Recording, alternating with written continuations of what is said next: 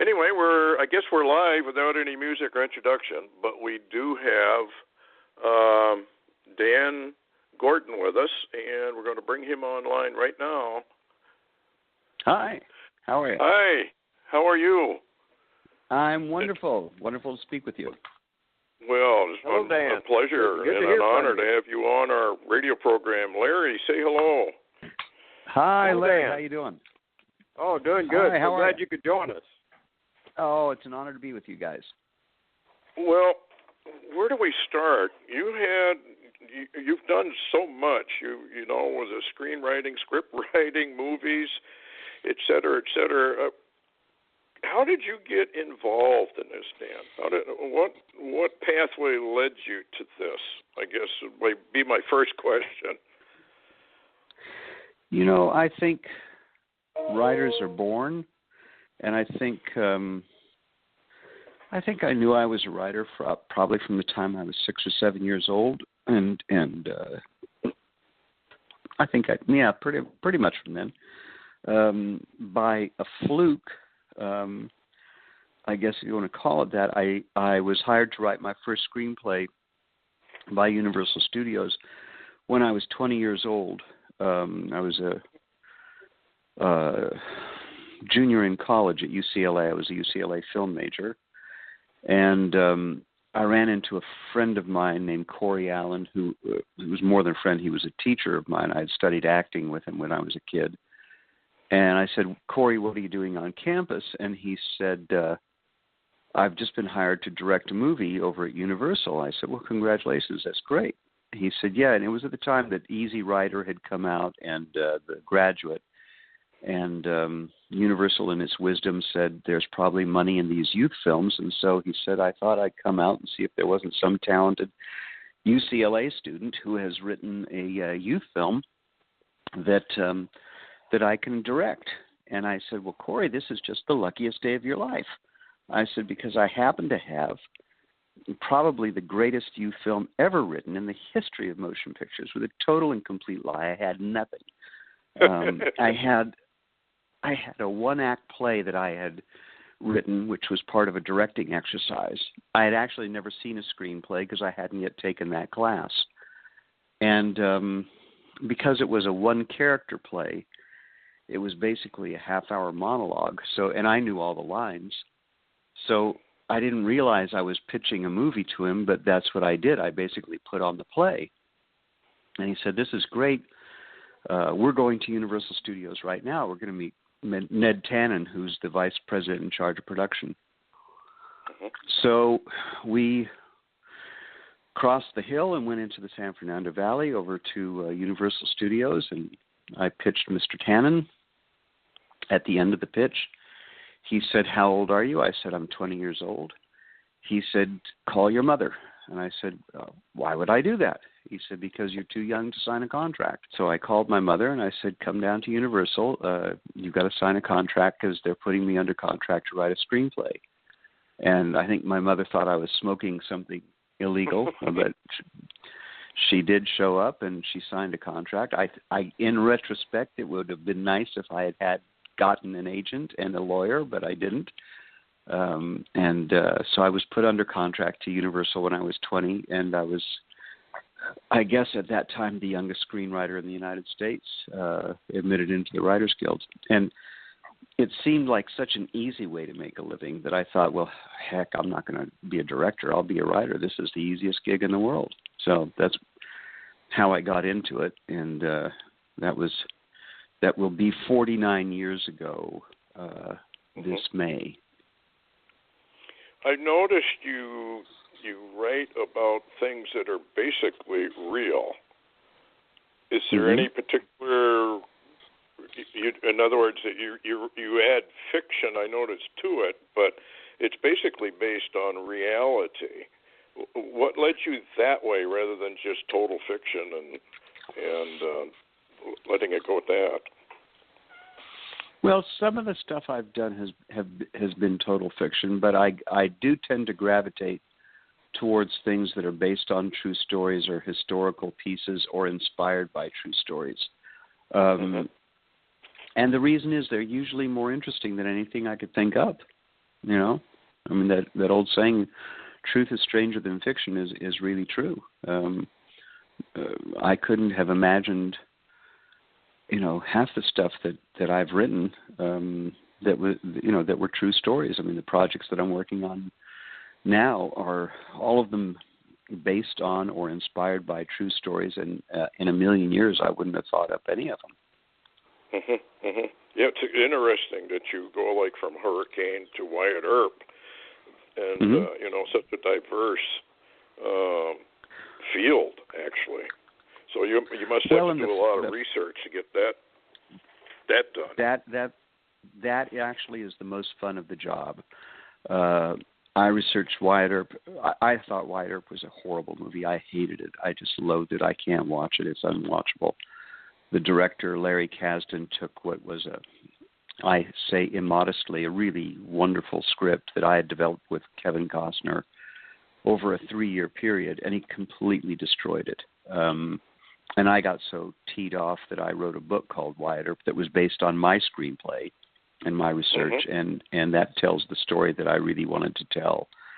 The truth was that what lay behind the gunfight at the OK Corral was not the story of a bunch of grubby rustlers, which was presented in Wyatt Earp and in Tombstone and in every other Wyatt Earp movie there's ever been.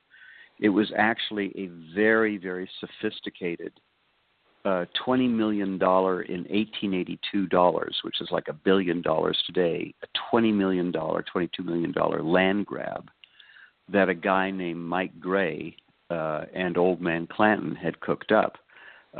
These were two very sophisticated, organized crime families, and Kevin and my vision, which unfortunately wasn't shared by Mr. Kasdan, was to do sort of a Western version of The Godfather. We wanted it to be about two organized crime families and one law enforcement family. And that was what was at the center of it. And, of course, Mr. Kasdan, in his infinite wisdom, wrote out of the movie both the characters of Old Man Clanton and Mike Gray. And so it's the only Western I've ever seen where I have no idea who the villain is or why there's any villainy. It just, I wrote the damn thing and it doesn't make any sense to me. So if anyone wants to know what the movie should have been, they can get a copy of the book called Wyatt Earp, and it's available on Amazon. And it's a heck of a read. It's a heck of a tale. And it's extremely well researched, and that was the great fun of it. I did a year of research. I went to Tombstone, went to Cochise County, went through their archives, found original documents, retraced every inch of what was called the Vendetta Trail, and solved a 100-year-old mystery, which was how Johnny Ringo was actually killed. And that had been a mystery for 100 years. And I solved it, and I was singularly proud of it. And, of course, that's not in the movie either, though it is in the book. Oh. Do they do that? Don't they do that, though, a fair amount, where they take a script and just kind of modify it as they see fit? It's like a book. You wouldn't even recognize that it came from a book. Well, modify is an overly polite term. Okay. I suppose you could use it. I'd use a different one that might be a little harsher. But yeah, you make a deal with the devil. The minute you take their money, they own it, and they can do whatever they like. And it's one of the few cases in which the studio actually owns the copyright, not the author.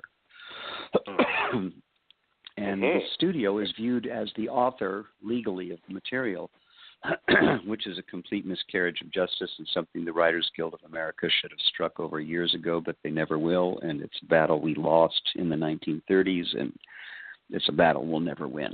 In other words, we don't have, as screenwriters, the protections that playwrights or authors have. No publishing house maintains that they are the author of the book. The author of the book is the author of the book. And no theater producer claims to be the author of the play. The playwright is the author of the play. Okay. But in the motion picture world, the studio is the author of the screenplay. Okay. In other words, they buy all rights from you, and they can do what they want with it. It's a boilerplate of their contract that in the minute you accept their money, they have become the author of the property, and they have all the copyright. All right. I have another question. You mentioned Kevin Costner, and I was watching his Open Range, and in the making of it, he mentioned that Hollywood has become so expensive that they are moving out now. They're going to Canada and elsewhere just to film these projects. Is that true of almost all the studios now, or is that still up in the air? No. The unions, I think, have done themselves a disservice. California has done itself a disservice. If you're a producer and you take a look at what it will cost you to shoot a film in Hollywood at a studio, let's say, and then you say, well, what would happen if I went to Toronto or Vancouver or Quebec? The minute I cross the border, I get a 25% discount because of the exchange rate. Then I get a 30% incentive that the Canadian government gives. So I add up 30 and 25, and I say I'm getting close to 50% of my budget in soft money that I never have to return. If I don't want to go to Canada, if I say I'm a patriotic American, I want to stay in the United States, I say, well, why shouldn't I shoot in Alabama or Louisiana or Georgia or North Carolina? All of those states offer 30, 35%, sometimes 40% rebates, and you can double most of your locations in any of those states, and you find a very work-friendly environment. So why should I stay in LA when even if I have to house my stars, I can write off the hotel expenses and get a 30% or 40% rebate on those? So I think California's been very short-sighted. I think the entertainment industry, the unions have been very short-sighted, and I think they've driven a lot of productions out of California and into either other states in the United States or into other countries. So Hollywood had its yesteryear, basically, then, and it's spreading out, it seems like. Well, anyway, an awful lot of television is still shot there, but major motion pictures tend to go on location. Okay. You did a book, and you've done a lot of books, but this one, The Day of the Dead, Book 1, about Israel. How do I word this? How did you get involved in that? Now, I know you're in the IDF, and how did that happen? Actually, Day of the Dead Book 1, Gaza, and the soon-to-be released in about 3 weeks, I would think, Day of the Dead Book 2, America, is really about America. It's not about Israel. It starts the story, it's a Tom Clancy kind of thriller. And the conceit of the book is that Kurdish forces have captured an ISIS operative, very high-ranking, who says that ISIS is planning a mass casualty attack against the United States that will dwarf anything in 9/11. And they want to trade that prisoner to the United States for weapons. And the United States doesn't want to trade for weapons. And this all happens around 2014 when Israel was forced into a war with Hamas in Gaza. And we were forced into a ground operation in Gaza because after 7 days of an aerial campaign, Hamas launched a terrorist tunnel attack. And this tunnel stretched from inside Gaza City underneath the 1948 borders. I'm not talking about settlements or territories. These are the 1948 internationally recognized borders of Israel. Right. Into agricultural communities. One tunnel came up a few hundred meters from a kindergarten One tunnel came up inside of a dining hall. I mean, these were tunnels that were meant to be used to kidnap and kill women and children, take their bodies, and if they were alive, take them hostage back through the tunnels into Gaza and hold them as hostages for ransom. And Hamas's plan was a good one. They wanted to finish the war with, scores, if not hundreds, of Israeli civilian hostages, which quite honestly would have brought Israel to its knees. When they launched the first terrorist tunnel attack, Israel foiled the attack and then said it had no choice but to go into Gaza with a very limited objective, which was find the tunnels and blow them up, find the terrorists and kill them. What the conceit of the novel is that ISIS has, which they in fact had, observers in Gaza watching how these terrorist tunnel attacks worked, because their plan was to go to Mexico. And in Mexico, they didn't have to dig a terrorist tunnel from Tijuana into San Diego. They just had to rent one from the drug cartels. And the plan of ISIS is to infiltrate downtown San Diego with 500 to 1,000 hardcore ISIS fighters. San Diego is a particularly inviting target because half the U.S. fleet is at anchor in San Diego. One half the Navy Special Warfare operators are in Coronado. The even-numbered SEAL teams are in Virginia, and the odd-numbered teams are in Coronado Island. What most people don't know is it's illegal for U.S. military personnel to carry weapons on U.S. military installations, which I think is insanity, but there you are. Yes. And so the idea is to take out those two military objectives and also to hit an arena where 18,000 people are watching a rock concert. And if you give me 100 heavily armed men and let me go into an arena with 18,000 people, I will give you a lot of dead bodies, and I'll take a lot of hostages. So that is their plan, and it's a plan that would dwarf 9/11. It's not only a possible plan, it's a very plausible plan.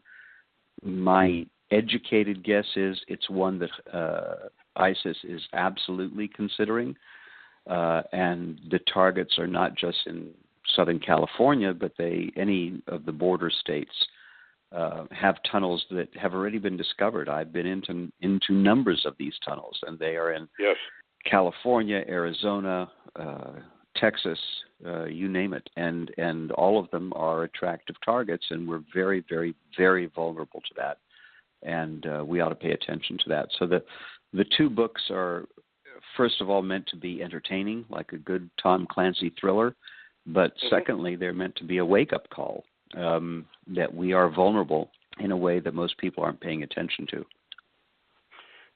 Do you have any idea why, or what's your take, I guess, would be, why the American people are so oblivious to all of this? They seem to be totally oblivious to it. You know, I love America dearly, but I think we as Americans get caught up in pop culture and tend to ignore reality. So if you ask the average person to identify Kim Kardashian, I would say probably 9 out of 10 people could do it. You ask the average American to tell you who Abu Bakr al-Baghdadi is. He's the head of ISIS. My guess is less than 1 in 10 could do it.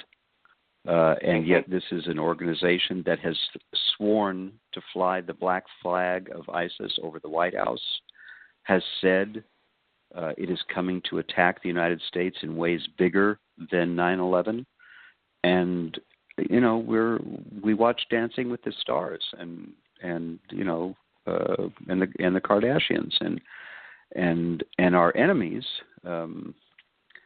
You know, there was a great speech in this television series Homeland, and I'll paraphrase it, but and I wish I could give credit to the writer. I don't know the writer's name, but he's a heck of a good one.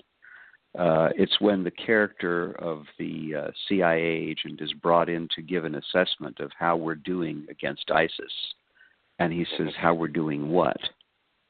And they said, well, the war against ISIS. And he says, there isn't any. He said, you have to understand, these are people who read one book. It's all they read. They read it all the time. They have one idea. It's all they have. They think it all the time. They do not live in 2016. They live in the 7th century. They cut people's heads off. They crucify them. They burn them alive. They drown them in cages. And they think that is all in the name of their deity. And they are coming for us. We're doing nothing. And that's pretty much the reality. What is the take of Israel on Obama and his Islamic leanings? I guess I could say it that way. The general attitude towards that. Because what I Israel, see, frankly, go ahead. I think most Israelis feel that Obama is not supportive of Israel. They don't trust him. I don't know how widely known it is that in the middle of the 2014 war, which was absolutely forced upon us, it started with the kidnap and murder of 3 schoolboys. And then after that, Hamas launched hundreds of rockets a day, not against any settlements, but against Tel Aviv, against Jerusalem, against our communities on the Gaza border, all civilian communities. In that war, the current occupant of the White House withheld from Israel Hellfire missiles, which were one of our main tools, which we use in drone strikes, just as the United States uses them against Al-Qaeda.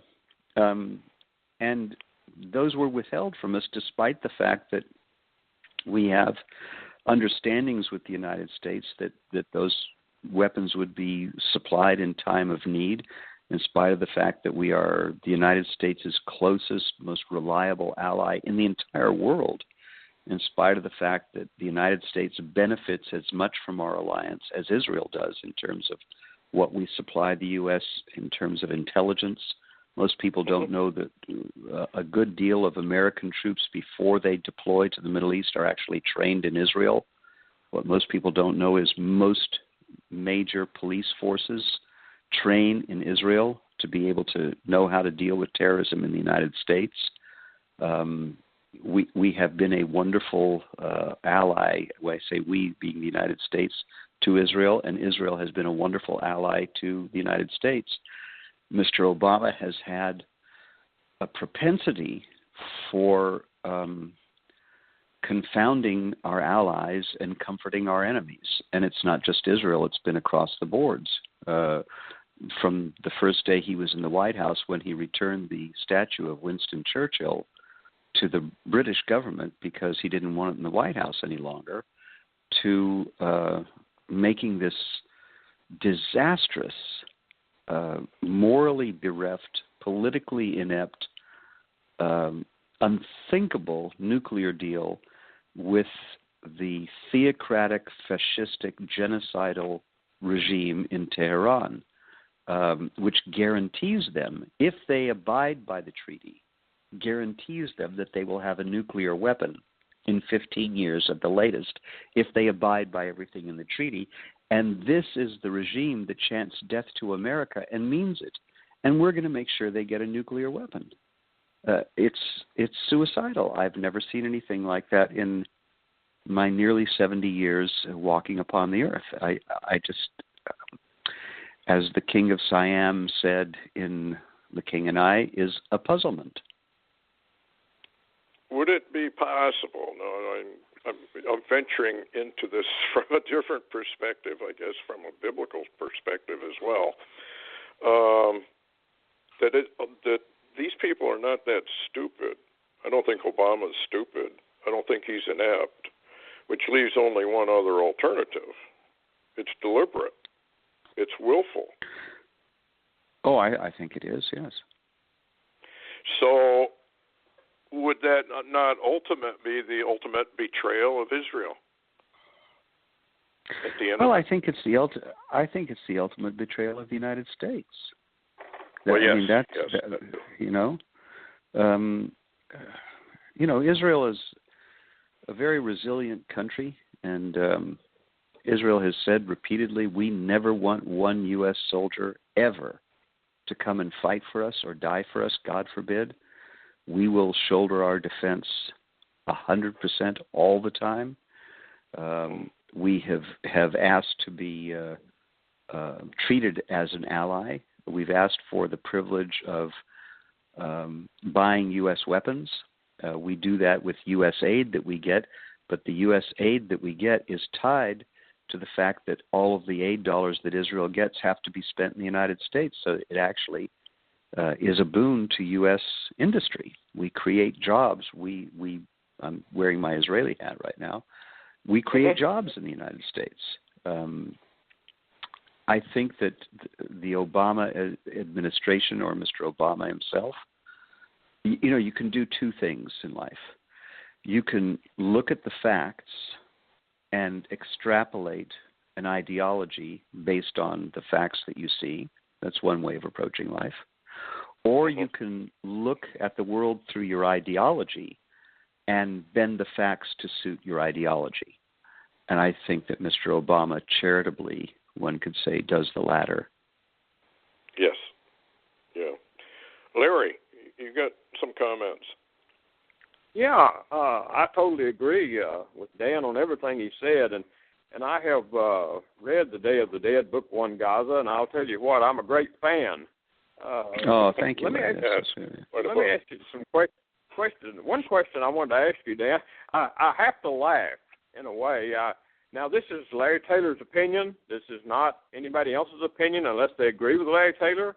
But I would have to say, from watching the Obama administration for the last about 7 years, if Barack Obama was the prime minister of Israel, there would simply be no Israel. Yes, I think that's a pretty good observation. It is sad, but ironically, in your book, Dan, as far as I'm concerned, you really masterfully wrote your characters into the book, especially the American characters in POTUS, and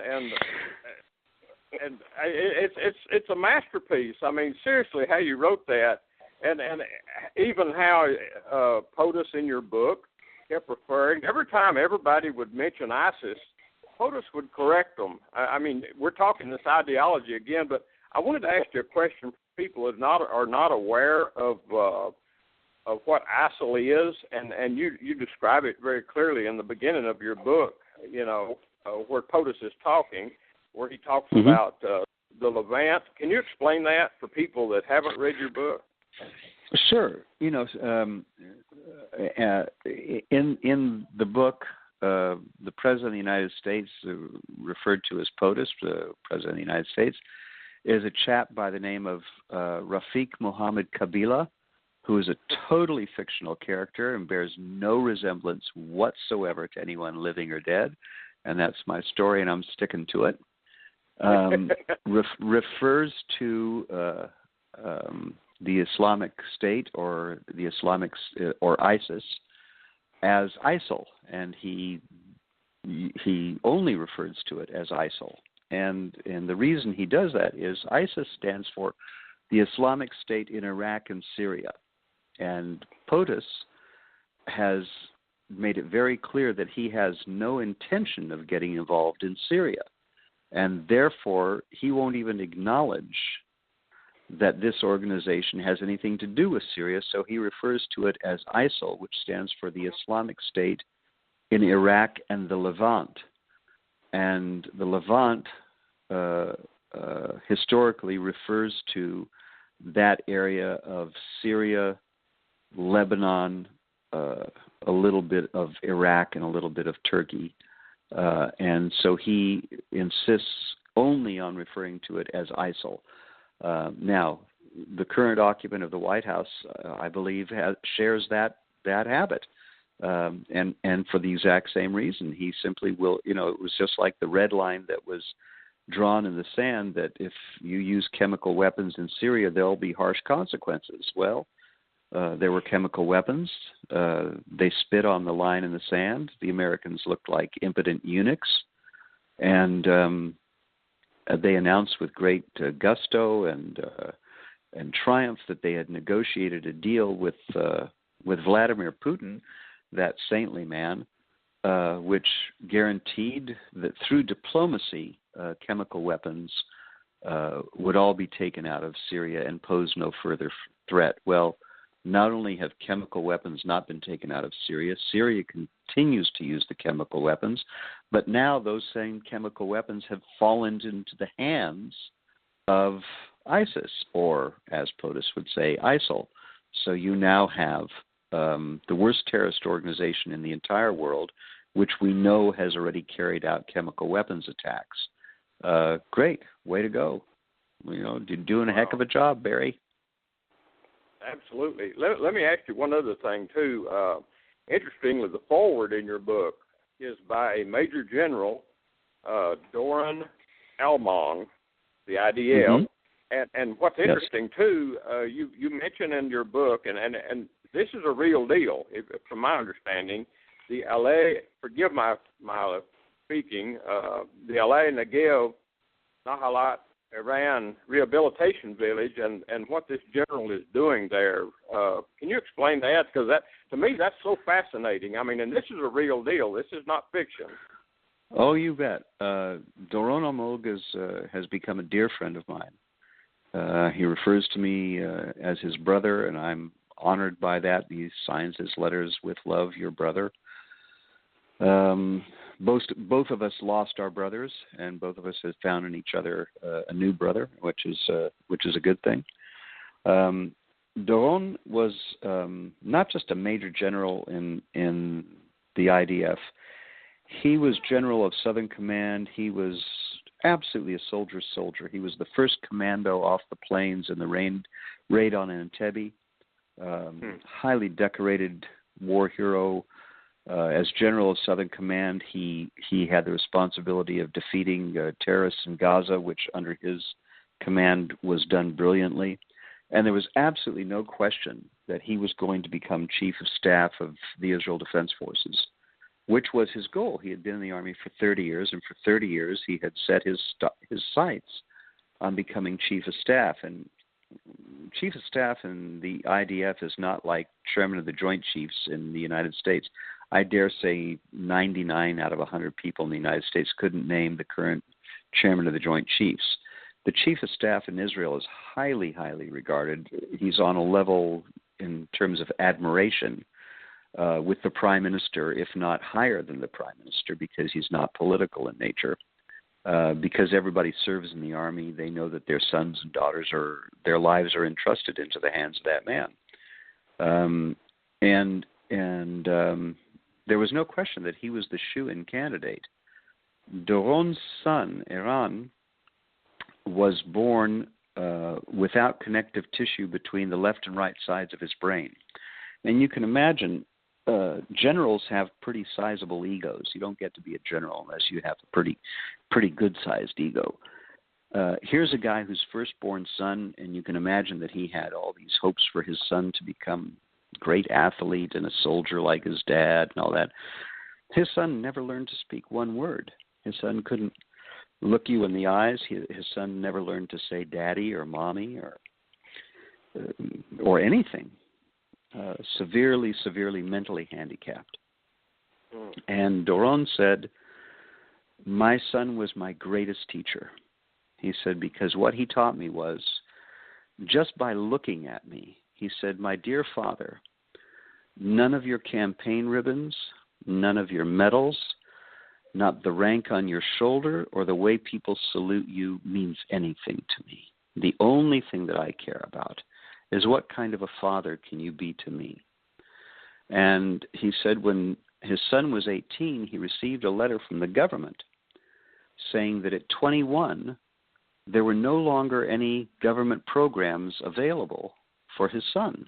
And I don't mean he was looking for a handout. I mean programs like educational, vocational programs, group homes. Where does a mentally challenged person find any hope for not rehabilitation, but just advancement, progress, and humane living conditions, and someone to look after him after his parents are gone? And he said, here I am, one of the most powerful people in Israel. Literally, if I wanted to start a war tomorrow, I could do it. If I snap my fingers, thousands of men jump to attention. I can launch tanks, armor, airstrikes, anything you can think of. And if I become chief of staff, I'm second in power only to the prime minister. And I can't get one program for my son? I can't get a tutor for my son? This is nuts. And at the height of his career, he resigned from the army.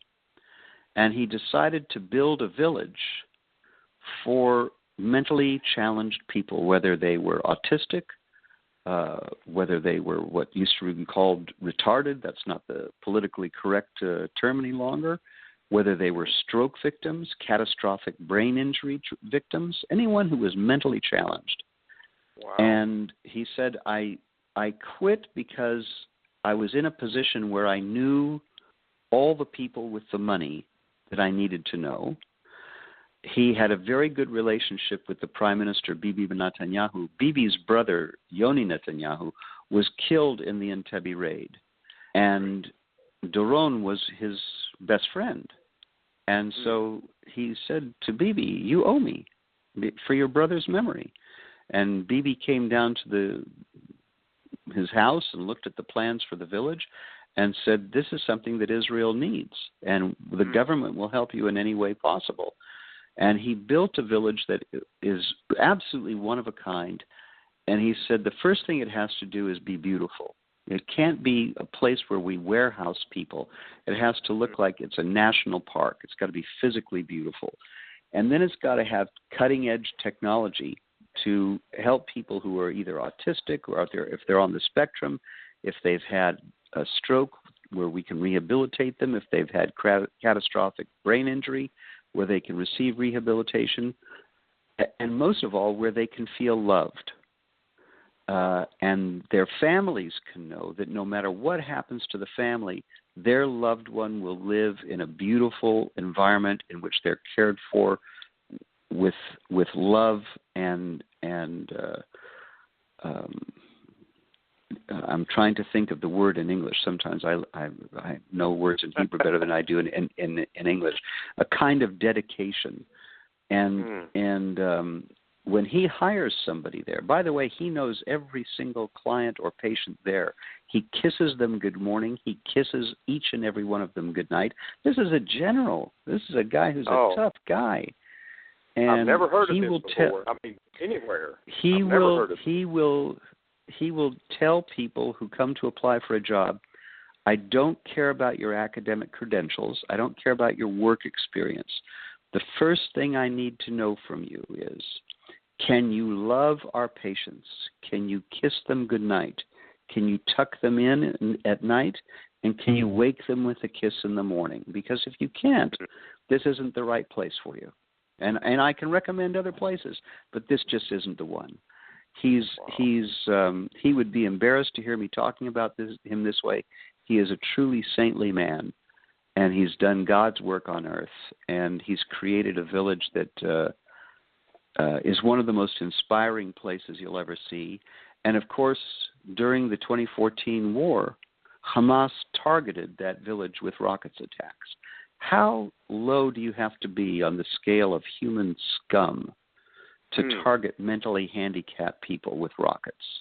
That's right. That's right. I had talked to Stewart earlier, Dan, and I want you to explain this if you can. I noted in your first book, Day of the Dead, book one, that you were talking about those people in the IDF that are the security forces that watch over the borders of Israel, watch Gaza, watch for the tunnels, et cetera, how that you talked about using so many women because of their attention span, and also I believe you mentioned in there about you remember that movie Mercury Rising, where this autistic kid, he could solve problems, puzzles. Yeah. He could see. And you mentioned that. Could you expand on that, or I'm sure that was not all. Sure. The Israeli army is an extraordinary institution. I believe we're the only army in the world that will accept mentally handicapped people who are called retarded. We actually have a special unit that they can serve in. They'll be in uniform. They feel they're contributing to their country. They're given simple tasks of packing boxes and combat rations and what have you. But they feel they're soldiers and they're serving their country, and they feel they're part of society. And it's extraordinary. We also take in people with Asperger's syndrome and people who are on the autistic spectrum, because they actually have abilities that you and I don't have. They see attention to detail at a level that you and I don't have. And so there is a unit of people who are on the spectrum who can analyze intelligence photographs better than any person you'll ever meet. There's an observation unit that is made up of all girls. There are no boys allowed in the unit. And the reason is the Israeli army has found that girls have higher powers of concentration than boys do, because boys think about girls, and girls can actually just sit there and do the job. And so there was a unit of female observers who spend 8 hours a day looking at monitors that scope out every square inch of the border with Gaza. And there was a 19-year-old Israeli girl who absolutely saved scores and scores of lives, because she was the first to spot terrorists coming up out of the earth, almost like a scene out of Night of the Living Dead, almost like zombies rising up out of the earth, except they had RPGs, AK-47s, thousands of rounds of ammunition, hand grenades, and plastic handcuffs to take hostages with. And she saw them inside of 2 seconds, sounded the alarm, and they were engaged by Israeli forces inside of 90 seconds, and an absolute catastrophe was averted because of her actions. And that happened pretty much every day for a while. Wow. And also, Dan, for those that don't know, and I think this was on the Israeli news too, about the mysterious missing wheat field. Right. Well, there is a story, and I can tell you that I don't know if it's true or not, because I did include it in the book. It was reported widely in the Israeli press. The military never investigated it because it wasn't a military matter. But it's a heck of a good story, and it goes like this. There were a group of religious Jews who had a matzah factory in Bnei Brak, and matzah is the unleavened bread that Jews eat at Passover, which is the holiday we've just observed.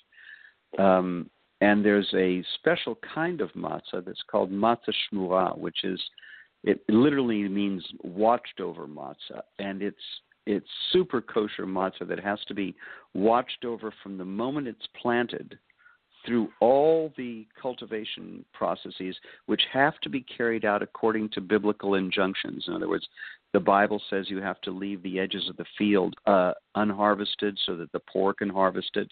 The Bible says that every field has to lie fallow every seventh year. The land has to get a Sabbath, and today ecologists will tell you that's actually the best way of farming, because it allows the earth to replenish its nutrients. Well, evidently God knew that a long time ago. And so these folks realized that 2015 was going to be a sabbatical year and there would be no wheat to be harvested. So the story goes that they were looking for a field of green wheat that wasn't yet ripe, that they could harvest early and store for a year, so that during the sabbatical year there would be wheat for this matzah. And they looked all over Israel and they didn't have any luck, and the bigger companies had bought up all the crop, and they finally found such a wheat field on the border with Gaza at a particular kibbutz. And the war had just started. There were, rocket attacks every day and what have you. And they went to the kibbutzniks and said, listen, we want to buy that whole field of green wheat, but we want to do it on condition that you harvest it now while it's still green. And we'll give you what you would have had to, what you would have gotten in September when you normally harvest wheat. You won't have to work it for 2 months. Of course, there's a war going on, and there's a certain danger to going out and trying to harvest it now, but you're in danger anyway, just living here, milking your cows. You're still in danger. So the kibbutzniks said, you're right, and they harvested the wheat. And 2 days later, as the story goes, that was where the first terrorist tunnel attack, the tunnel popped up in what the terrorists thought was going to be a wheat field that would have given them the camouflage they needed to get to the kindergarten that was their target. And instead, they popped up, and the field was completely bare, and because of that, they could be seen by this unit of all girls. And you actually can see the footage. It's on YouTube where these guys come up out of the tunnel, and you can see they look around going, what the heck happened to the wheat field? Because there was no wheat field there, they were taken out very quickly. Oh, it's amazing. Sounds like the hand of the Lord. Not only did I see it in your book, Dan, there was news reports of it. So go ahead, Stewart. No, I was just going to say that definitely is how the Lord operates. That's exactly how he operates. It sure seems like it. It sure seems like it. I can tell you, these rocket attacks would happen all over the country, and you would have to drive with your windows down so you could hear the air raid siren, and with your radio turned on because the radio would have an alert as well.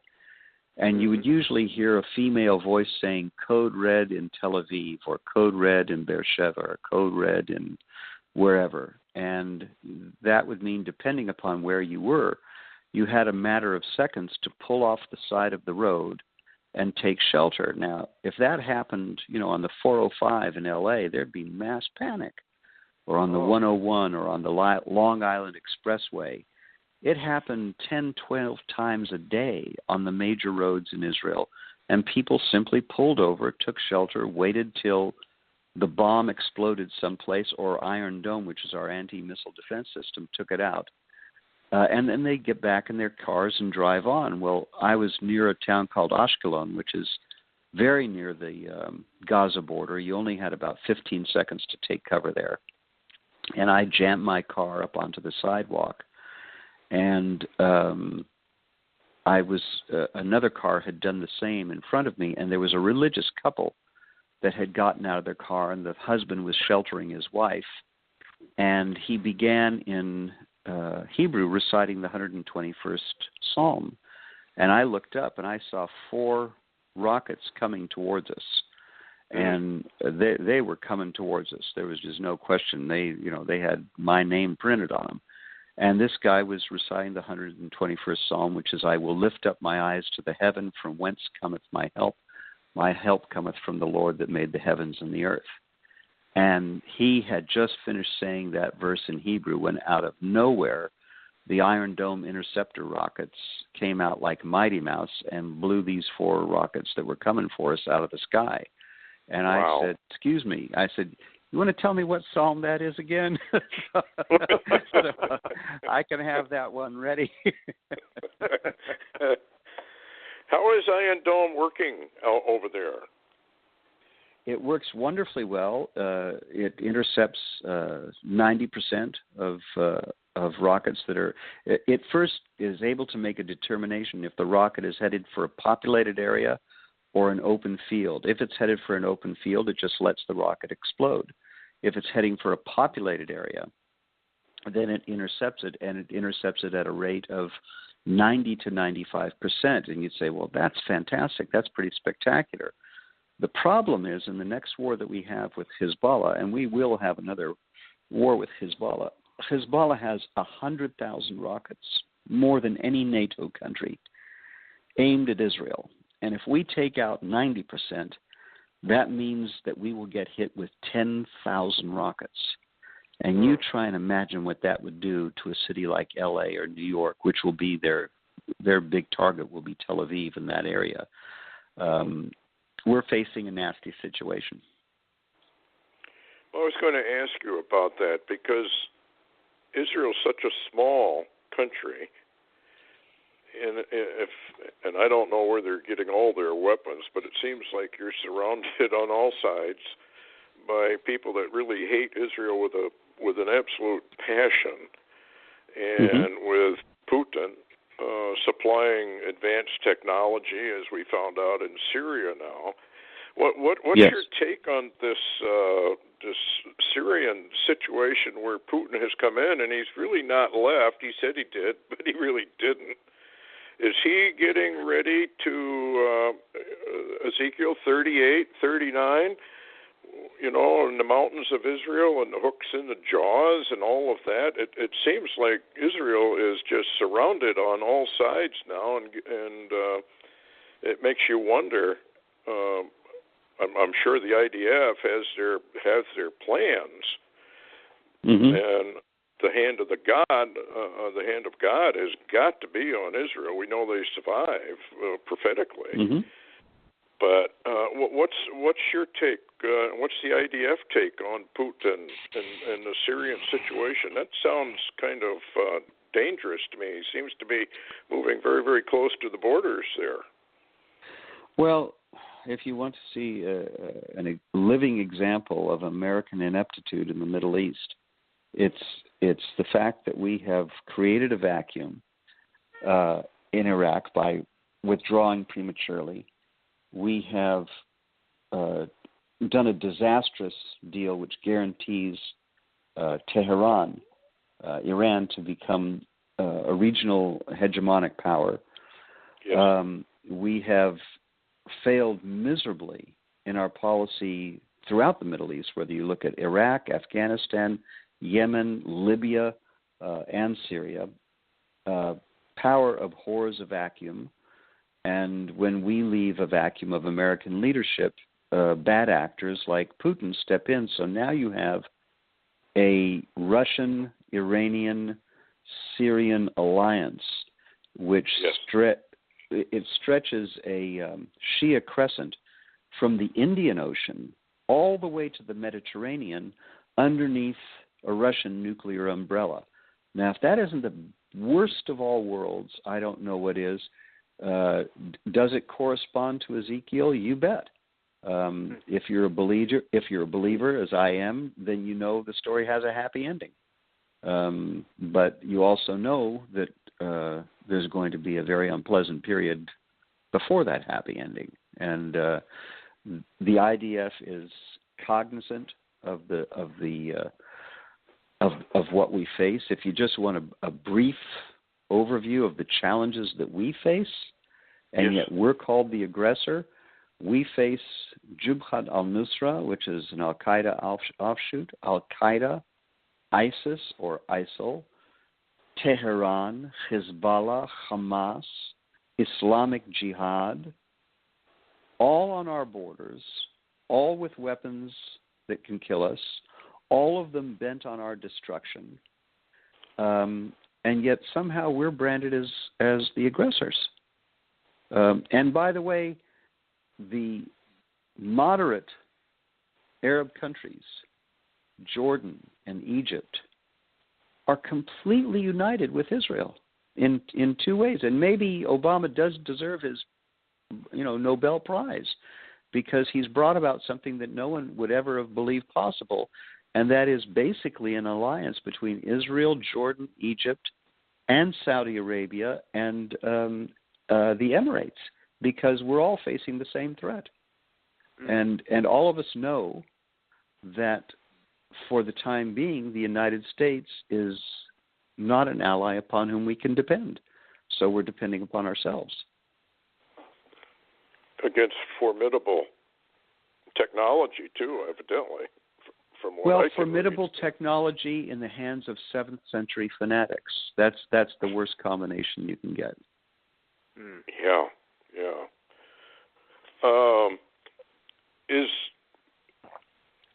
How do I want to word this? Isaiah chapter 17 indicates that Damascus becomes a ruinous heap because of the children of Israel. Well, we already know that parts of Damascus already are a ruinous heap, but the the prophecy tends to imply either a nuclear strike or a massive normal strike that completely obliterates Damascus. Do you see that as a prelude to Ezekiel 38:39 at all? Oh, I don't know. You're now above my pay grade. Like I say, as a believer, I believe in those prophecies, and I also believe that there's a happy outcome. I also know it says that there'll be so many dead it'll take 7 months to bury them. I know that it also says the nations of the earth will come to the borders of Israel and ally themselves against Israel, and it names Persia. And who would have thought 2 years ago that Iran would be on the border of Israel? Well, it is now. So I would say I've never known anyone who's lost money by betting that the prophecies come true. So far, they've been right on the money. And like I say, I have a great deal of peace of mind because I know what the end of the story is. Yes. Yeah. How did you get involved in the IDF itself? Well, I ran away from home when I was 16, and I wound up on a kibbutz in Israel. And when I was of draft age, they drafted me. It was pretty simple. I didn't really have a good deal to do. They just sent me a letter one day and said, "Welcome," and that was pretty much it. You know, if you're an American citizen living abroad, subject to the laws of the country in which you live, the fact that you're an American citizen doesn't mean much in terms of their ability to draft you into their military. And so, I had gone to high school there, and all my high school friends were in the Army, and I got drafted, and I went in too. So you got excellent military training there too, I'm sure, at the top of the world. Yeah, I would say we're pretty good at what we do. I think history has borne that out. If we weren't, we wouldn't be there. I think Israel exists to this day by the grace of a loving and compassionate God, and due to the bravery and professionalism of the IDF. Yes. Yeah. Larry, got any? Yeah, Stewart, let me ask you something, Dan. In your book, Day of the Dead, Book 1, when you guys actually, the IDF, gets ready and goes into Gaza, you go in some kind of a beast armored truck, etc. That is a real vehicle, isn't it, what you're describing, and the incursion that you describe? Because the incursion you described, oh, my Lord, I'd love to see in a movie. Yeah, well, it was something to see in real life. I'd love to see it in a movie, too. Israel produces a number of armored personnel carriers, which I think are second to none in the world. One's called the Achsarit, and it's a formidable vehicle that has a superstructure on it called the Doghouse, which allows the commander and the driver a 360-degree bulletproof view of everything that they're going through, and has a wonderful set of armor on it and mechanisms for dealing with incoming rockets. It also produces a new APC called a Namer, which means panther, and that's a heck of a armored personnel carrier. So its armored personnel carriers are, I think, second. You had asked earlier, where does Israel get most of its weapons? We actually manufacture most of our weapons. The Merkava tank is probably the best battle tank in the entire world. Our armored personnel carriers are second to none. We manufacture driverless vehicles and driverless armored personnel carriers. The main light infantry weapon is the Tavor and Mini Tavor, which is a 5.56 caliber absolutely superb weapon. It's one of the best weapons I've ever shot in my life. And in my youth, I was a sniper, and I'm still a fairly decent shot. And it's a dandy one, and it's very lightweight, and it's got what's called a bullpup design, so that the magazine fits into the butt of the weapon. And so even though its overall length is short and it allows you to maneuver easily as an infantryman, the barrel length is about the same as a regular M4, and gives you the accuracy. And so it's a heck of an infantry weapon. We manufacture our own body armor, our own helmets. What we buy from the United States primarily are aircraft, and then we modify those aircraft with Israeli avionics, which in a lot of ways are better adapted to what our needs are than the standard American issue aircraft. But like I say, when we buy those aircraft, it creates American jobs, because we're buying those aircraft from American companies. But mainly what we get from the United States are aircraft. Most everything else we manufacture ourselves. Our submarines mostly come from Germany, which is an irony, but there it is. We don't... our Navy is small torpedo boats, missile boats, and a fairly impressive missile fleet of submarines. And those submarines come from Germany primarily. They're Dolphin-class submarines. But like I say, most everything else we manufacture, which is extraordinary from a country that had absolutely nothing 67 years ago, to a country which has unfortunately had to go through many, many wars and has become self-sufficient. And that's so interesting, Dan, that like you said, the Dolphin, the submarines, your fleet, and I'm not going to say how many, but I follow it very, very closely, and usually Netanyahu gets a little press when he gets a new one in. And interestingly, though, there was a guy named Noah Beck in the press there, the media in Israel, that wrote a book. I don't know if you've heard of it. It's called The Last Israeli, and it was about the missile submarines, and really he said he wrote the book as a warning to the world what could happen with a nuclear Iran or a major attack upon Israel. And of course, later down the road, and I've read his book, it's really interesting, but he doesn't seem to think the world has taken the warning. And when I look at the news on the daily reports, it doesn't seem the world is really taking the news of what is occurring, on the political scene that's really setting up a military, I don't know how to really say, a confrontation in the Middle East. It's not good. But like you say, there's a happy ending, and I have to totally agree with you there. But have you read that book, The Last Israeli, by Noah Beck?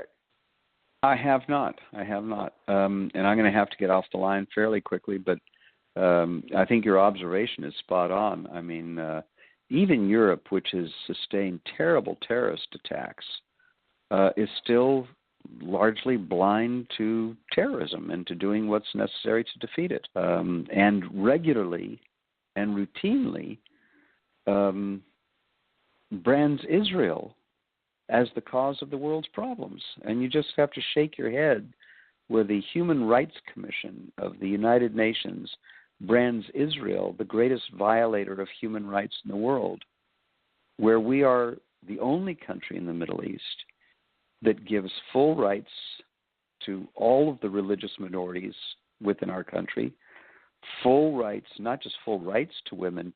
We are the world's leader in women entrepreneurs. There are more women entrepreneurs per capita in Israel than in any country on earth, including the United States, that guarantees human rights on a scale that's unparalleled by any country. And yet the people who sit on the Human Rights Commission are some of the world's greatest violators of human rights. And we're branded the aggressor, and Europe sits back and says, yeah, that's true, and we should boycott Israeli goods. And my reaction to that is, you know what, I think that's a great idea. But be prepared to give up your computer because the Pentium computer chip was developed in Israel. Get rid of your cell phone because that was developed by Motorola in Israel.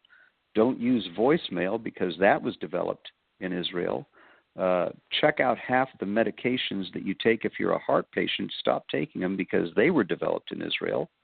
You know, if you want to boycott Israel, go all the way. You'll find yourself in a very poor state as a human being because you'll deprive yourself of most of the things which we now take for granted as being indispensable, like our computers and our phones. Yeah, it's amazing.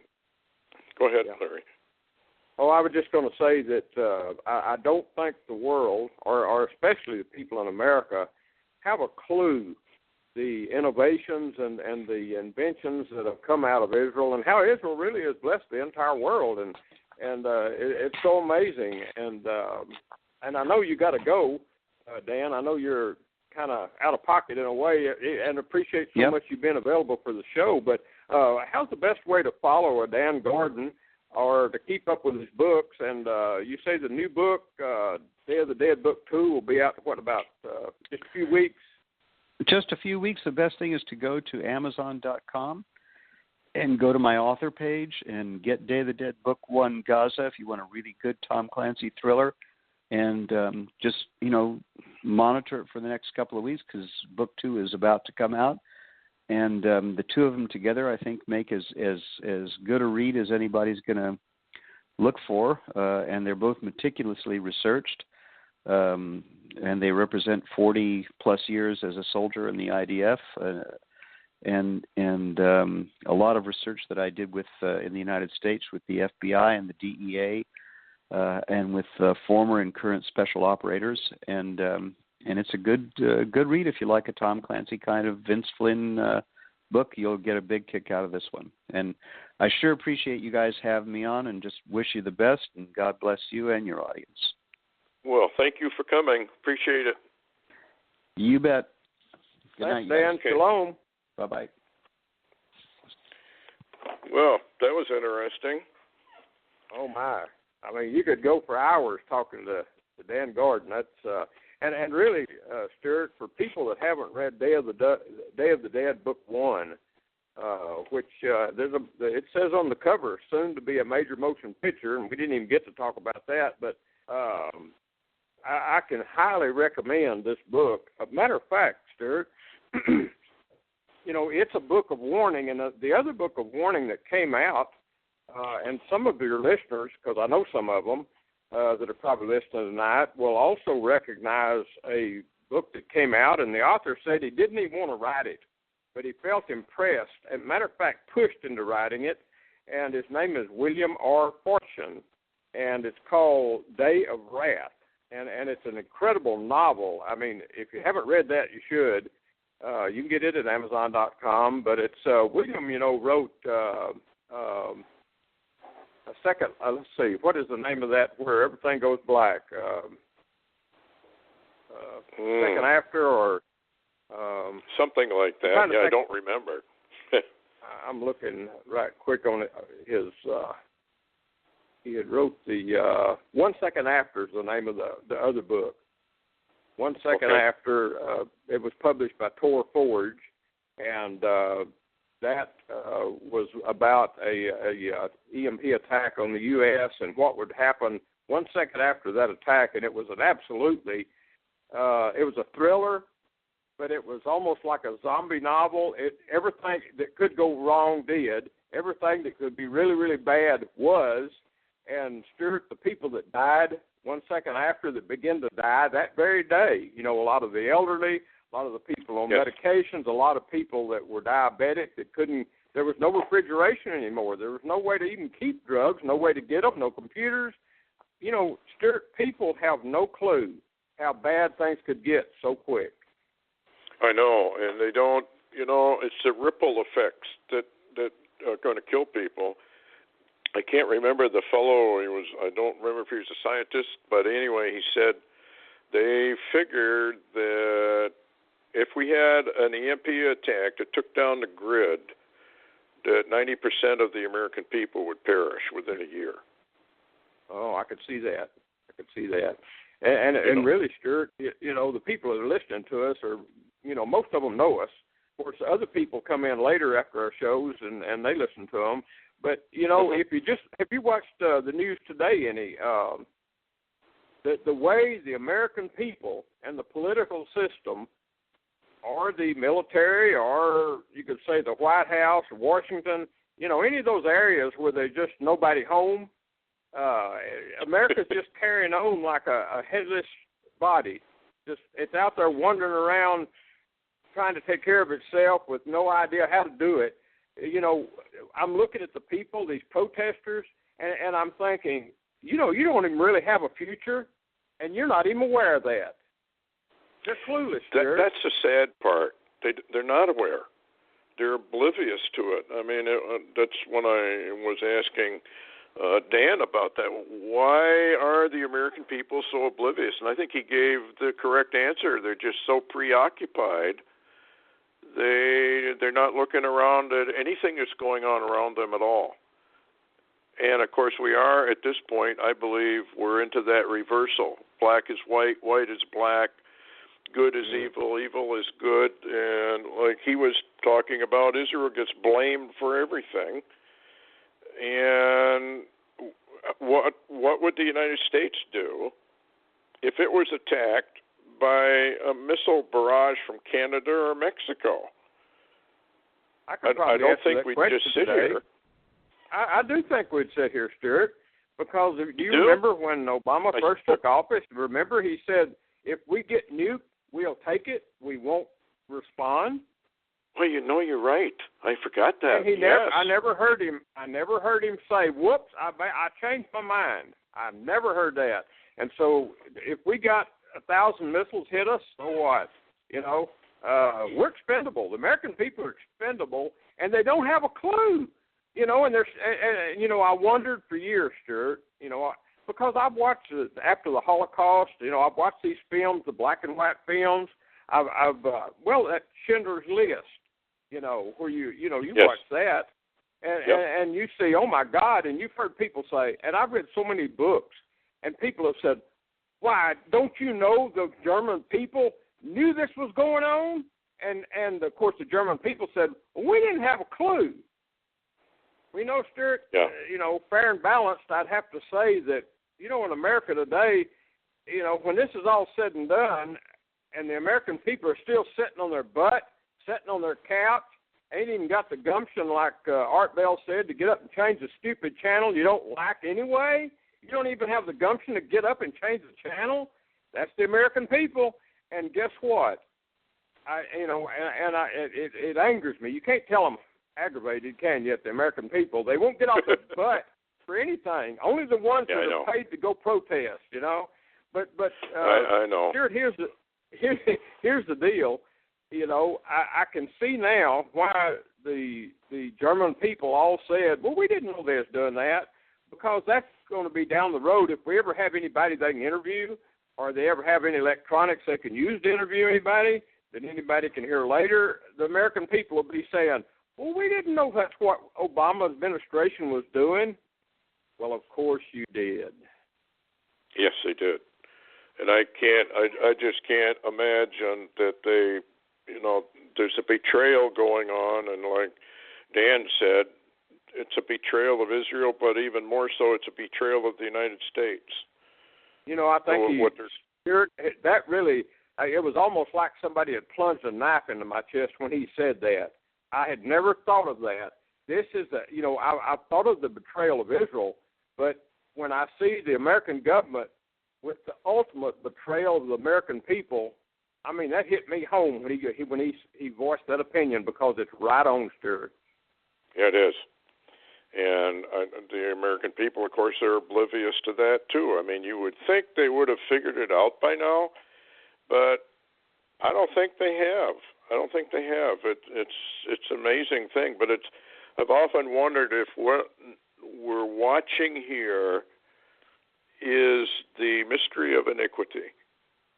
And that the Lord Lord has simply blinded the American people to it as some form of punishment for what's to come. I think you're right. I mean, we do kind of joke about that favorite beverage from the Nile River over in Egypt, and yes. how people that drink that a lot have the Nile a lot. And I think you're right, though, Stewart. It's an end time blindness. It's a blindness, and unavoidable. And the only ones that are awake, Stewart, are those that are watching. If you're not spiritually watching, you won't know. Yeah. Well, kind of like Noah. As it was in the days of Noah, so shall it be. And speaking about days of Noah and earth changes, what's going on? It seems like it's just accelerating, and you guys have had massive storms down there day after day. How is it down there? Oh, it's really crazy. We're really rocking here in Oklahoma. We're having quake swarms all over Oklahoma, and these are ongoing 24 hours a day. I mean, every day. Matter of fact, ironically, the USGS, I think, now says that Oklahoma is the most active state in the United States with earthquakes. We've even overreached California in our shaking. But this is what's strange. I've noted that there seems to be a lot of electromagnetic activity in the region where I live. And, of course, I live in the Gateway, the Oklahoma Mountain Gateway. However, this stretches, on over towards Oklahoma City, and then up north towards the Missouri border, and on up into Missouri. There's something going on, and I seem to connect it a little bit, maybe it myself, with what Stan Dale said one time about the effects of deep magma movement, and how the effects above the ground were really these really very strange situations, but at the same time we're having all these quakes. We are having the most incredible, massive storms. Matter of fact, I posted one on my blog today, Stewart, an image from Space Weather and NOAA, and it was the thunderstorms that moved into the Dallas-Fort Worth area, which stretched on up to Oklahoma, where I'm at, and they have been going over us for days. This has been going on for a long time, day and night, thunderstorms, and they're not just thunderstorms. They're electromagnetic or something, too, because they don't know how to turn off. They don't know how to go on. They don't know how to move on. They just stay there and keep regenerating.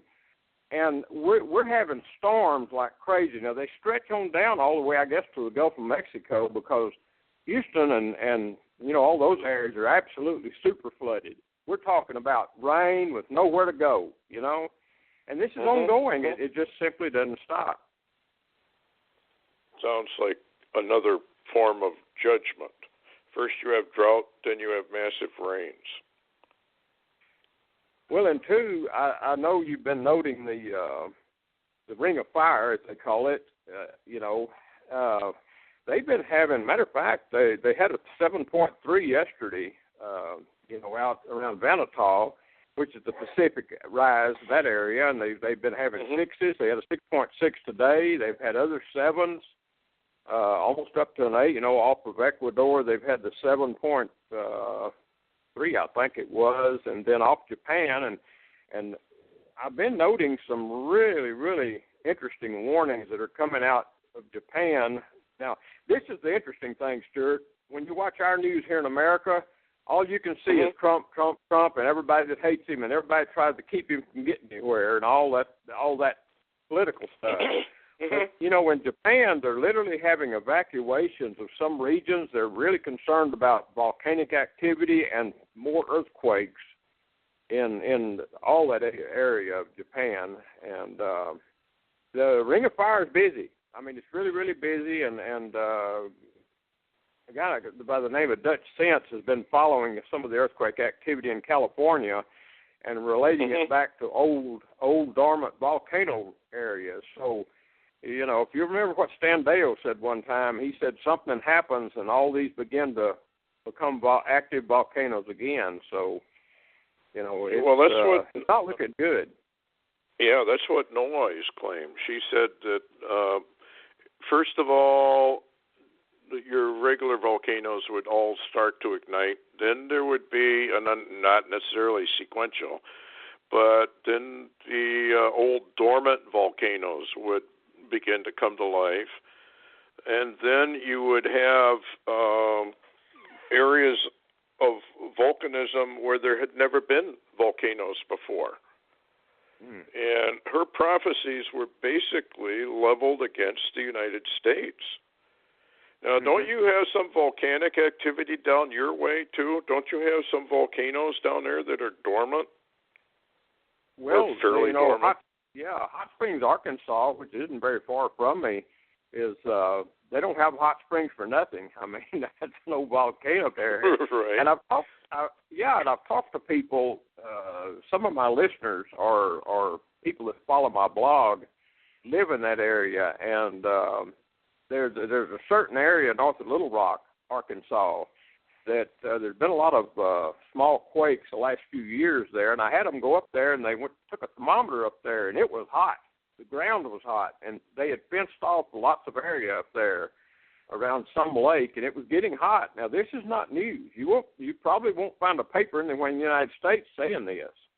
But also, too, north of me, over in an area around Huntington, Arkansas, which I'm right on the border. This is just north of me.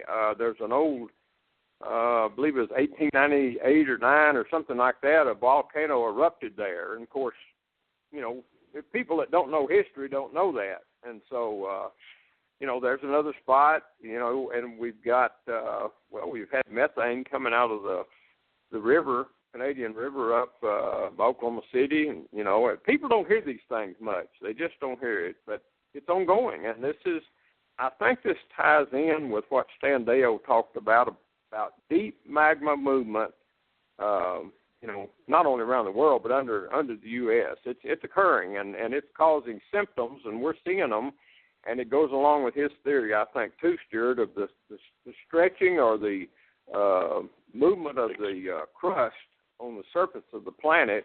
It's ongoing, and that would account, to me, at least, for the stretch marks, or you could call them sinkholes or whatever that's occurring,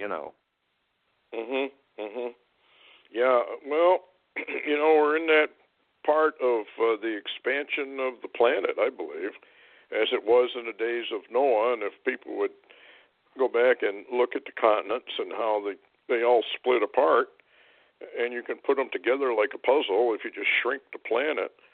And evidently it's going to be expanding, or is right now expanding again. So you're going to have volcanic activity, you're going to have earthquake activity, and the North American plate is obviously now starting to buckle. It's starting to break up.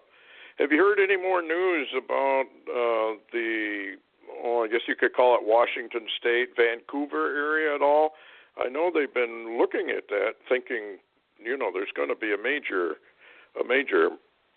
quake up in that area. And there have been some warning articles, yeah. Yeah, there have been some warning articles out, and also I had seen where there are people that's beginning to leave that region and move further into the country, and but it's ironically been quiet in California, all the way up and down. There's been some quakes, but nothing like they used to have, and it bothers me a little because I begin to think when you don't have your daily dose of quakes, so to speak, what pressure is building up. And I know Stan Deyo, the last I heard him talk, he was concerned about the faults that are off in the Pacific, off the California coast and on up to, I guess, towards Alaska, those faults, and pressure building there. And, and they are saying they're expecting a 8 or 9 up in that region somewhere. That would be devastating. That would absolutely. Well, I don't think we can imagine the damage of a 9 or along the New Madrid, or however you want to pronounce it. I mean, if that were to go, or you've had all these visions about the splitting of the United States in two, and Snappo, it's done, and a kind of an inland sea forms. How do we wrap our minds around the amount of damage and loss of life that actually would entail? I mean, America. I don't know. Anyway. I don't know that we can. I don't know that we can understand that. I've been receiving, I know some people in Ecuador, and Augusto has some people that, he goes over there and ministers, and he's been getting emails, and there was quite a loss of life in that earthquake that hit off the coast there of Ecuador, and interestingly, they're still finding bodies. I mean, and the homes destroyed are just unbelievable. Thousands without homes of any kind. And then again, the president there, since that's not really a greatly rich country, they're going to begin special taxes on anybody that's got money in Ecuador to pay for some of the infrastructure rebuilding within the country. And at the same time, now I don't know if you saw it, but Augusto knew about it. There was a recent threat of a coup against Cora, who's the president of Ecuador, and by the military.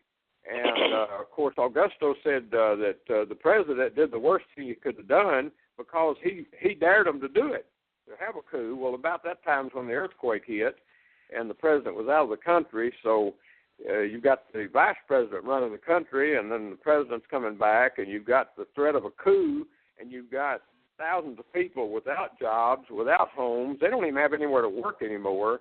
So you've got thousands disrupted in your country, and we're not talking about a real rich country or and if you can imagine if this happened to California, how that whole West Coast would be unable to function. Yes. Yeah, it would be economic collapse. We're already on the verge of it anyway. And if you listen to I guess you could call them rogue economists, they're all pretty much saying the same thing. I did notice gold is accelerating upwards along with silver, which always happens when the dollar gets into trouble.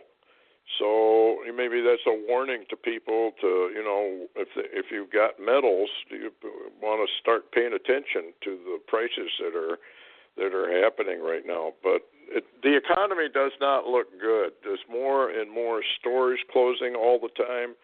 It's just one little thing after another, and I firmly believe we're part of the judgment, right, of America. Well, I think you're right, Stewart, and I'll tell you what, too, something just a few days ago made me really, really catch my breath, and that was when Obama was overseas and giving his, I guess you could say his presentation. He was asked for the press because he was talking about, that was when he was, he had threatened the UK. In other words, he told the UK, don't back out of the European Union, or you may not have a trade agreement with America anymore. And, it was kind of a threat. And then one of the people in the audience in the press asked him, he said, they asked Obama, well, how much influence do you have? Because, you've only got, 9 months left or something like that, just months left in your second term, and you're out. And Obama made it, and it kind of stopped me for a second. I was walking in front of the TV, and I stopped and turned, and I looked at Obama, and you know what he said, Stewart? This is what's interesting. He said, well, you know what? He said, a lot can happen in 9 months. Yeah, that's what the bots, not Cliff High, it's Dr. Doom. Ed Dames, who said he was very afraid that there was not going to be an election. They're doing everything they can to get rid of Trump. In fact, there's an article that says Trump election, military infrastructure in place for martial law. Trump insider says the establishment may declare martial law if Trump wins. So, well, I'll tell you what, I thought about you the other day because you're the only person I've ever known to call Obama Lucifer, but I think you're pretty accurate. However, did you hear Boner just call Trump? I mean, not Trump, Ted Cruz. When he was talking about Trump and Cruz, he called Ted Cruz Lucifer in the flesh. Did you hear that? It's Lucifer in the flesh, yeah. Well, I don't know what's coming here. I really wonder about Trump. There is a prophecy about him, and if the prophecy actually is true, then we're not as close as we think we are to the end. And I'm just not sure. But let me read part of this to you if you haven't heard it. I haven't. I'd love to hear it. This one comes from a guy who had this vision in 2011. This is what he said. The Spirit of God says, I have chosen this man, Donald Trump, for such a time as this. For as Benjamin Netanyahu is to Israel, so shall this man be to the United States of America. For I will use this man to bring honor, respect, and restoration to America. America will be respected once again as the most powerful and prosperous nation on earth other than Israel. The dollar will be the strongest it has ever been in the history of the United States and will once again be the currency by which all others are judged. The Spirit of God says the enemy will quake and shake and fear this man I have anointed. They will even quake and shake when he announces he is running for president. It will be like a shot heard around the world. The enemy will say, what shall we do now? This man knows all of our tricks and schemes.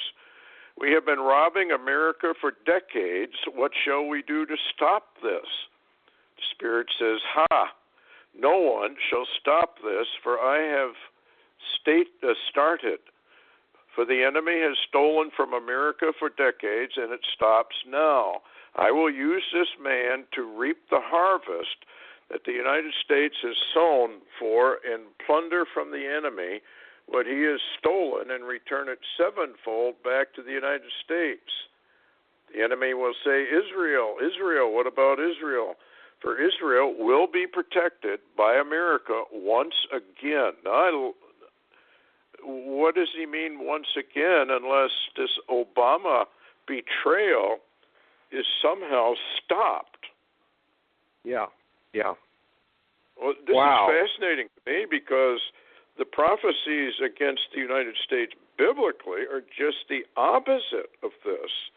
Unless we are looking at a longer period of time. Remember, David Wilkinson said that just before the end, things would really rise up and everybody would think it was great and wonderful and we had won.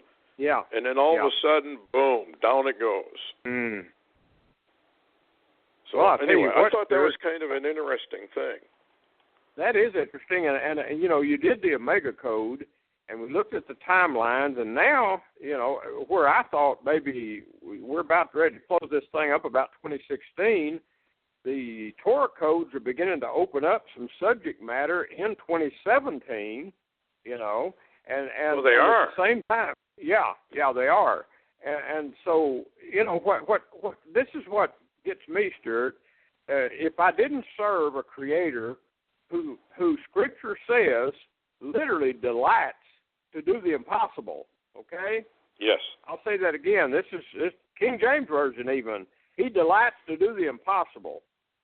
He pulls a trick on mankind. He did it in the Begat, when all of a sudden you got all these men having sons and all, and the lineage going on, and then there's a Mary pops up. Well, that's impossible, according to the rabbis, but it happens.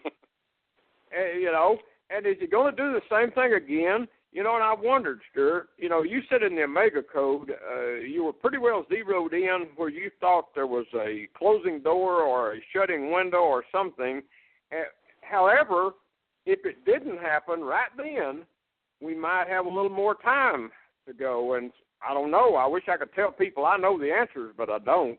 And since we do have a creator that literally delights to do the impossible, And hey, Stewart, it's going to take a little miraculous work to get Trump to where he says, or if this prophecy is correct, where this prophecy says he could go, you know? Well, yeah, I mean, that would be, people would just be jumping up and down if he actually became president and he was able to turn this thing around. I know everybody's mocking him. They said, he's just rhetoric. Yeah. But you're right. You don't know how the Lord is actually going to deal the hand to the United States. This might be the last great hurrah, which would then put things off for a little while. But I don't know, because I've studied the prophecies against America, and they don't sound good at all. But maybe he could come in and turn things around. He definitely is America first if he's telling the truth. Well, and what's interesting, too, is, the prophecies also are not talking too good about, like one of the cities Dan mentioned called Tel Aviv. And we know Tel Aviv is a lot like New York in its mindset. And there's a lot of Torah code work and prophetic work about an attack on Israel. And like Dan said, he spoke about it from a good angle. He says, I know things are going to be pretty bad, but so there's a happy ending. Now, we say the very same thing, except a lot of times we say, I know it's going to be a really time of troubles, but in the end we win.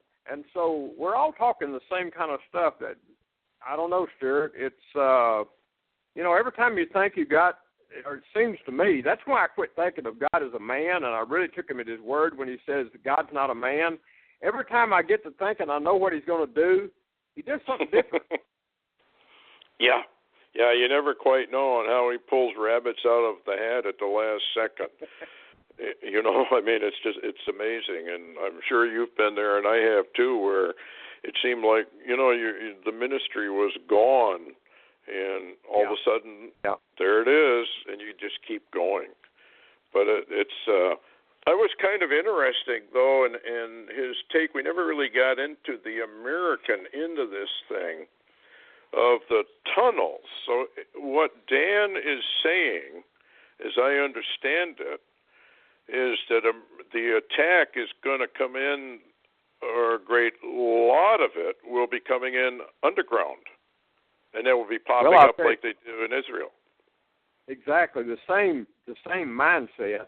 However, what I saw the other day, you remember this guy they had just arrested, and he had been over to Syria. He came back, they arrested him. He's an ISIS fighter, and I can't remember his name. They just had him on Fox the other day. They had filed federal charges, and he has admitted now, and I saw this news report, he has admitted that he was sent to find a way for ISIS through Mexico. They're going to come over into Mexico and come up through the tunnels into the U.S. And so this just simply backs up. This is real-time data. This really does back up Dan's warning that he's written, and of course his warnings are that the drug cartel tunnels are already there all the way from Texas up to California, and all they got to, like he said, it's so easy. They don't, and they've got money. They just bribe them, or in other words, they rent the tunnels. They don't have to dig them or build them. They're already there. And of course the attitude of Obama and his administration, say rah, it just don't matter. He don't care that we don't have secure borders. And like you said, is it by design? Well, it's really sinister if it is. I'll put it that way. It's really treason if it is. Well, that's the way I look at it. I mean, people that have known Barack Obama claim that he is highly intelligent, and I know I listen to media, and he's dumb, he doesn't know what he's doing, and I've always maintained, he does know exactly what he's doing. And he's opening up the borders. You know exactly who his handlers are, especially matter of fact, in Dan's book, he's got a handler for the president in his book, and her name is Valerie something or other. And that's why he laughed when I said I could easily recognize his characters in his book. you know. And see, yeah. that's, way back that was a reported handler, and from the little bit that's leaked out of the White House, that's who runs it all. And where's she from? Valerie Jarrett. Iran. Yes. Iran. Yeah, Valerie Jarrett. That's right. She does. She's his handler. At least that's what everybody claims. But it's amazing to me that he's gotten away with this as long as he has. So he's got to have, this has got to be a concerted effort of treason. I'm going to use that word, on the part of many of our Washington leaders. I don't know why they would think they would gain anything by any of this, but they really should read their Bibles and maybe they'd understand more. But, you know, it just seems kind of strange to me, and I wish we had had a little more time to get into his take on America. Well, he seems very, very concerned. Oh, yeah, he's very concerned. Well, he's got so much invested in America. You know, his sons, he had one that he lost in California. Yes. But with others, you know, he's got one up in, I think, Canada now doing film work, and others in California. He lives, you know, by L.A., which is an incredible place to live these days. And it would be a real target. L.A. would be a real target. San Francisco would be a target. You know, the places that he's targeting basically is some that they would. And I find, especially the first book, as I begin to ask him questions, you know, you could quickly understand that a lot he was writing, he had experienced. It wasn't something he just made up a lot, you know. It just, he adapted it to fiction. And and it's so interesting. But the new book, and I'll tell people, if they don't have Day of the Dead, Book 1, you can get it from Amazon. You can get it as an e-book, or you can get it as a paperback, and it's great. It's really, really an incredible read. It's very, very much, I'm a Tom Clancy fan. It's a whole lot like Tom Clancy. And, Stewart, you know the reports of Tom Clancy. He supposedly had information. I knew some authors that I dealt with that were dealing with Tom Clancy, and they said he had information he'd got from a leak in the government and was writing another book on a president that I won't say his name, but then he had his untimely death experience, and they say he was taken out just like Breitbart, basically. Well, they let you get so close, and then, of course, they have to terminate. Not understanding they themselves are going to be terminated. I've always admired your remark about that the rich guys, the elite, so to speak, are the most deceived of all. They actually must believe they're going to pull this off. I think they do. I think the rich men have been involved in this thing so long that they don't see an end to it. They don't see the collapse of everything they built. They don't see, as you would say, the house of cards it really is. Take out one card, and it all comes tumbling down. And what's interesting too, Stewart, if you twist it over towards the arrival, they don't even know that those that they're setting all this up for, they don't play well with others. Yeah. Stan Dale made that pretty clear in his book, Cosmic Conspiracy, because when he reinterpreted or did the research on the actual language, it does not fare well for the human race. In fact, if I'm reading what he had to say in his research on what the language says, we're food for these people, for these aliens. Hey, I won't say a whole lot. I'll make this comment, okay, because I can't say much. However, Watchers 10 just went up on L.A. Marzulli's website. That's lamarzulli.net. It just went up for pre-sale. In other words, they're beginning to sell them now. And let me tell you something, Stewart. I can't say anything, but when I saw some of the work going into Watchers 10, you know, all I could say was, "Oh my God, you have got to get Watchers 10. Oh my God, you've got to, people. If I'm telling you now, it's up for pre-sale now. They're working on it. But when you talked about, remember the old Twilight Zone movie, and now this is not in it that I know of, but you remember To Serve Man? Yes. Oh my God, this is kind of where we're going there, and you got to watch Watchers 10. I can't say anything about it other than to tell people it blowed my mind, some of the work they've done. You got to get it. And Stewart, you just mentioned when you said we're food. Okay. Yeah, that's what Stan actually found when he reinterpreted did the language research on it. It definitely says that we are food for these people, or entities, or fallen ones. Yeah, you remember, Stewart, and I thought of this as I saw something Richard Shaw sent me the other day. You remember dreams that you and I both have had about, we just say the term giants, okay? That'll leave it real generic. Where, they were hunting for me and I was hiding from them and running, and I think you've had the very same dreams. Yes. I can't say a lot, but we're barking up the right tree, I think, in the angle we're going.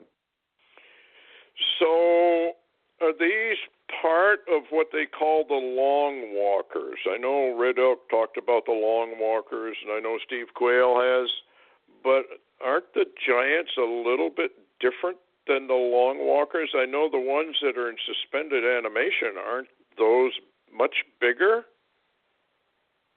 Or am I not? Well, I think that, for one thing, like Stan was saying on our program, and we released that when we were talking, about the underground base in Saudi Arabia of the fallen ones. Now,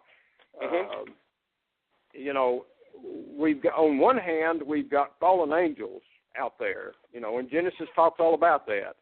And we know they're fallen angels.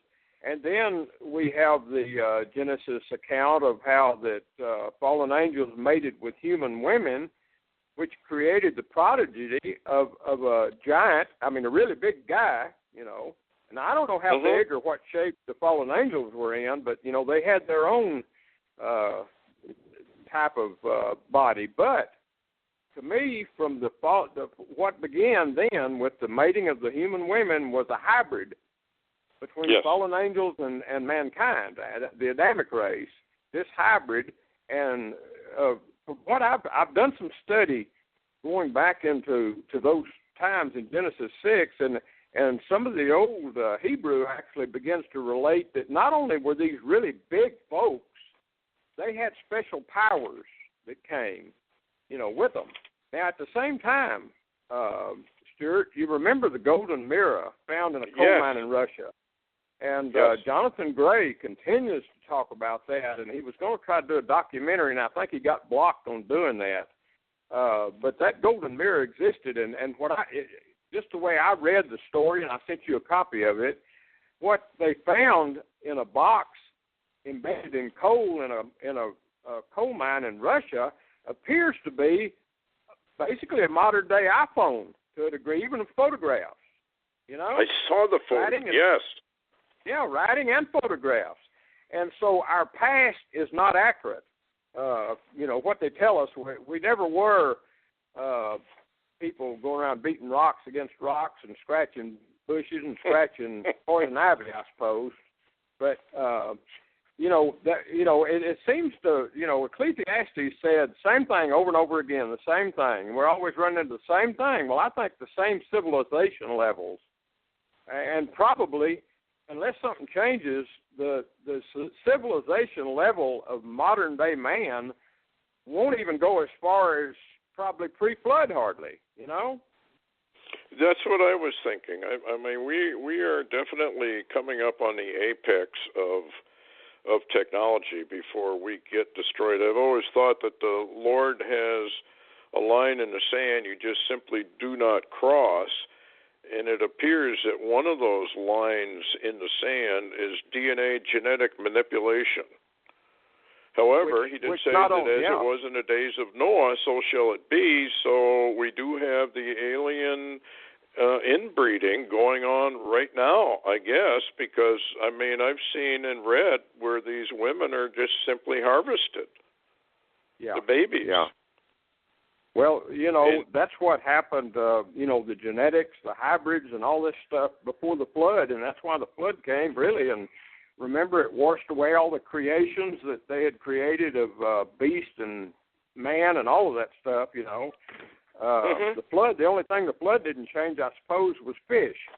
However, you know, we've even changed some of that now. So, and you remember, if you read in Zephaniah, the book which nobody ever hardly reads, the book of Zephaniah, it talks about a coming time when all this is going on between the troubles in the church and troubles in Israel or the Middle East, you know, all the nations of the world, and it talks about other event happens to the whole planet, but this time it destroys creatures in the sea too.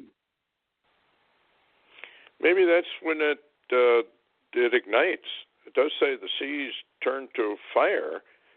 Now, I don't know if it's talking about massive methane releases and it just simply is burning on the surface, or whether the Lord tweaks water and it ignites. Because remember, there is no water, right? There are no oceans in the millennial reign, if I remember correctly. Well, I'll tell you another thing too, Stewart. I sent you a forward of something Ed Dames just put out, and it's he connects. I suppose I don't know the data. I hadn't seen it. It's brand new information, but I hadn't seen it. I don't have the DVD.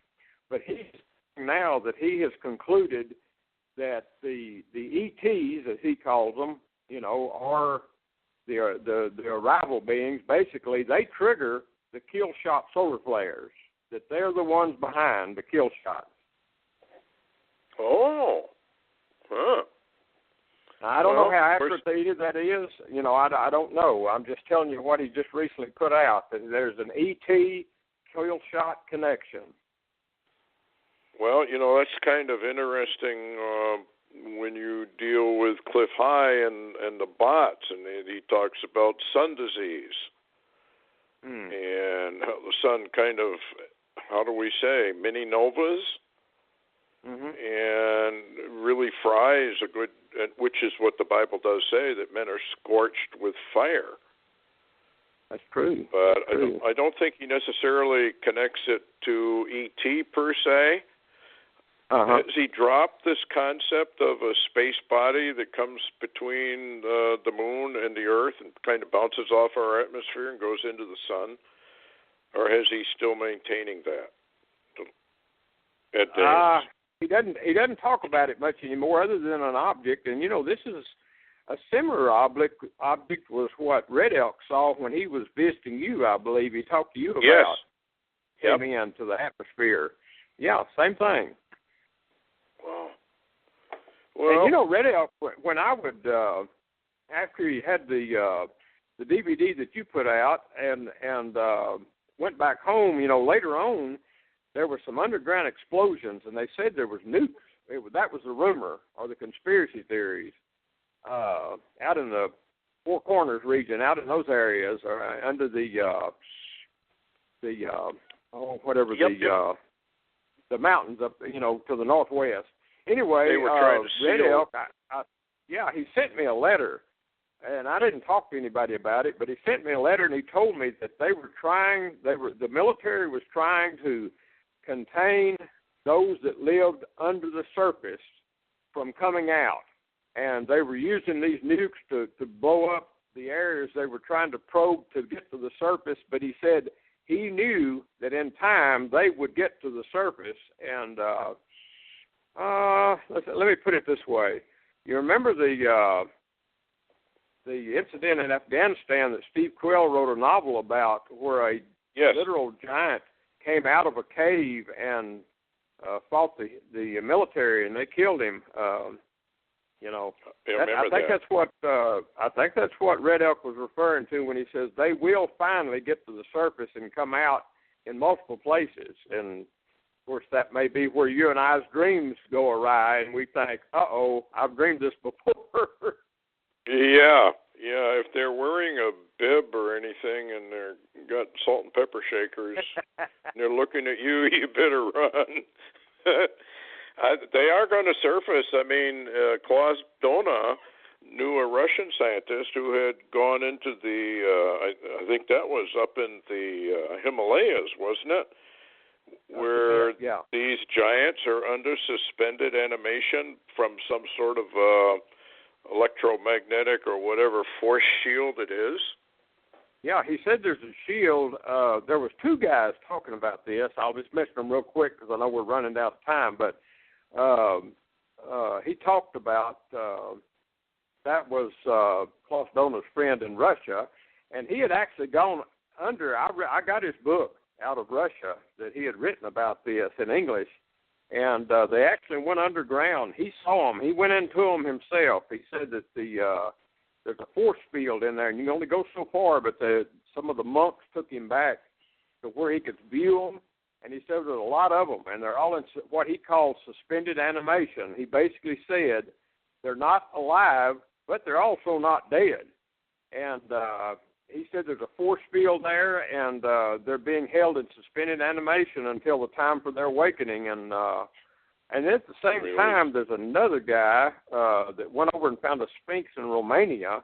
Said a lot of U.S. military was over in Romania, and there was underground caverns there, and there was also something under those, deep in those caverns. So, we don't know what all this is underground. I mean, we don't even know the surface of the planet much, but we sure don't know the underground. Yeah, and I know Red Elk was quite certain there. I think he said there were like 5 different layers of tunnels and underground, I guess, passageways, cities, whatever you want to call them. And it makes you wonder when they're burrowing these underground ways, the military, connecting all these different airports and cities and whatnot for underground use, if they have not run into some of this stuff. Well, if you'll remember now, Stan Dale, we probably have to talk to him again one of these days, but if you'll remember, he said that the underground places or bases he knew of that the military owned, that the others, with the reference he called them, the others underground took them over, or the aliens, or however you want to put it, the ETs. They took them over. They took them away from our military, so they control them now. Yeah, boy, I'll tell you what, people think they hear this and they think you guys are nuts. But this stuff is really real, and if people would do their own research, they'd find it out. I know. That's what's amazing. That's what's so amazing, Stewart, is people don't do their own research. They try to. I guess if we begin to talk above their pay grade, as Dan Gordon said, you can't think there. So no use going there. Yeah. How do people reach you, Larry, before we run out of time? Oh, the easiest way is to follow my blog until they wipe me out completely. And right now you can still view it, so go to LarryWTaylor.org. That's LarryWTaylor.org and keep up with the updates and the news flashes, radio flashes, etc. Oh, great. Yeah. Well, this was a good show. And, very interesting. There's a lot of stuff going on out there that people really need to know about, because they're going to be blindsided if they don't. And by the way, everyone, you should come and visit the Night Shadows membership site. A lot of stuff up there for people. And Larry, thanks a lot for coming on. And thanks, Stuart. We'll have you on again real soon. So take care of yourself. And everybody, good night.